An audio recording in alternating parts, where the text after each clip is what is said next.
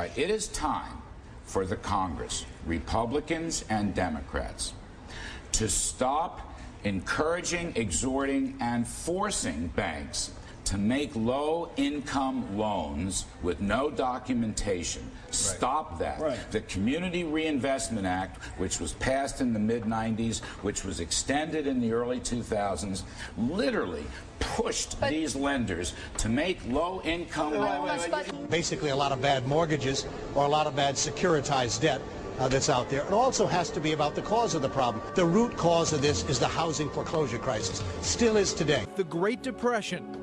It lasted a decade and spawned the New Deal, the greatest expansion of the U.S. government in history. And part of that legacy is at the root of the current crisis. The Federal National Mortgage Association, better known as Fannie Mae, created in 1938. In the New Deal, Roosevelt said more Americans should have housing. In 1968, Lyndon Johnson and a Democratic Congress were in the midst of another huge expansion of the federal government. The array of new social programs known as the Great Society. In that year, LBJ privatized Fannie Mae. The risks kept rising over the years, in part because the federal government wanted it that way. In particular, there was the Community Reinvestment Act, or CRA, passed in 1977 during Jimmy Carter's first year in office. The law increased oversight of financial institutions to ensure that they were giving credit to low-income families so that more people would have the chance to own homes. But the law went overboard. Institutions made loans they probably didn't want to make because they couldn't seem racist. You might not be allowed to do things you were going to do regular course of business, such as merge with another bank. It empowered these community groups who would then bully the banks. ACORN bullied the banks. Indeed, ACORN, the Associations of Community Organizers for Reform Now, would before long come up with a new tactic, challenging a thrift merger in Illinois, claiming they didn't make the kind of loans that ACORN felt were required under the CRA. The bank complained such loans would be financially irresponsible. A young community organizer named Barack Obama worked closely with the ACORN activists behind the new strategy. And that strategy worked. ACORN prevailed in court, and soon credit standards were being lowered across the country. While at first Fannie actually resisted buying up some of those shaky mortgages, at the tail end of the Clinton administration, Fannie Mae was told to substantially increase the percentage of those mortgages in its portfolio. There's an article in the New York Times in September of 1999, so during your administration, that says that your administration pressured Fannie Mae to increase the number of lower and middle income families and individuals who could get a mortgage and thus own a home, and that to accomplish that, Fannie Mae lowered their standard for credit, these subprime mortgages, and while the article said it was well-intentioned, it was dangerous. Would you agree with that? I think through the lens of this, it looks like that was true. I'm afraid the Democrats are a lot more culpable than the Republicans. The Democrats, Barney Frank, Chuck Schumer, have been the key supporters of Fannie Mae and Freddie Mac for many, many years. In 2003, the Bush administration nevertheless decided to take on the mortgage giants. It recommended significant regulatory changes, as then Treasury Secretary John Snow told the House Financial Services Committee more supervision was needed for Fannie Mae and Freddie Mac, known in Washington terms as government-supported enterprises, or GSEs.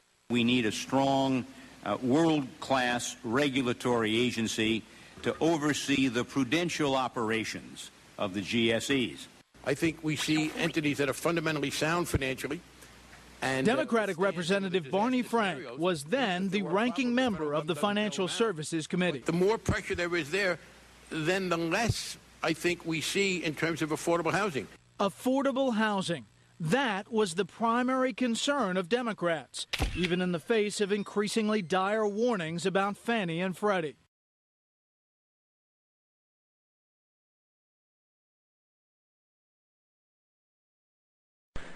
It is indeed a very troubling report, but it is a report of extraordinary importance, not only to those who wish to own a home, but it's to the taxpayers of this country who would pay the cost of the cleanup of an enterprise failure. Through nearly a dozen hearings where, frankly, we were trying to fix something that wasn't broke.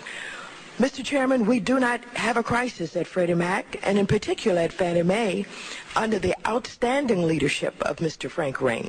And now we have the opportunity to elect a new president. And we've got to be about the business, number one, of getting a commitment. We could have done a hell of a lot better with either Hillary or Obama, but now Obama is a presumptive nominee. He stands to be the president of the United States of America. And as well as the fact that I'm just pissed off at Ophelia, because if it wasn't for you, I don't think that we'd be here in the first place. The direction and the mission of what the GSEs had, which they've done a tremendous job. There's been nothing that was indicated that's wrong, with Fannie Mae. Freddie Mac has come up on its own, and the question that then presents is the competence that your agency has with reference to deciding and regulating these GSEs. I hope that we will move swiftly to create a new regulatory structure for Fannie Mae, for Freddie Mac, and the Federal Home Loan Banks. This hearing is about the political lynching of Franklin Reign. What would make you, why should I have confidence? Why should anyone have confidence in you as a regulator at this point? Sorry, Congressman. OFAO did not improperly apply accounting rules. Freddie Mac did. OFAO did not try to manage earnings improperly. Freddie Mac did. Fannie Mae and Freddie Mac wouldn't even come under it. They weren't under the 34 Act. They weren't under the 33 Act. They play by their own rules, and I'm tempted to ask how many people in this room are in the payroll of Fannie Mae. You've imputed various motives to the people running the organization. You went to the board and put a 48-hour ultimatum on them without having any specific regulatory authority to put that kind of ultimatum on them.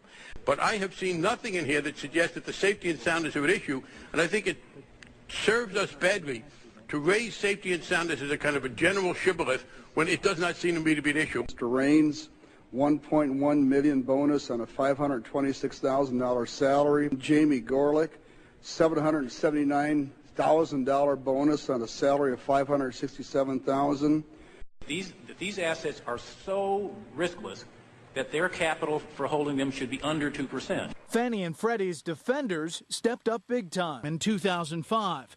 When the Bush administration renewed its call for action. These large portfolios, unchecked in their growth over the last decade or so, pose a real problem. The Senate Banking Committee adopted strong legislation which would have stopped Fannie and Freddie from acquiring these bad mortgages. All of the Republicans on the committee voted for it. All of the Democrats, including now Chairman Chris Dodd, voted against. But the Democrats were able to block a vote by the whole Senate. In 2006, Senate Republicans introduced another bill to deal with the mushrooming problem. One of its sponsors, John McCain. McCain made a statement on the floor of the Senate saying that it was necessary to adopt this bill. But once again, the votes went along party lines. Republicans for, Democrats against. With the Democrats in the majority, the bill failed. I think the responsibility that the Democrats have may rest more in resisting any efforts by Republicans in the Congress or by me when I was president to put some standards and tighten up a little on Fannie Mae and Freddie Mac.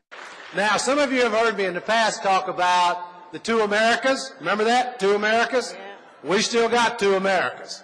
We got one for the wealthy, and then we got one for everybody else, right? And what we want to do is we want to create one America.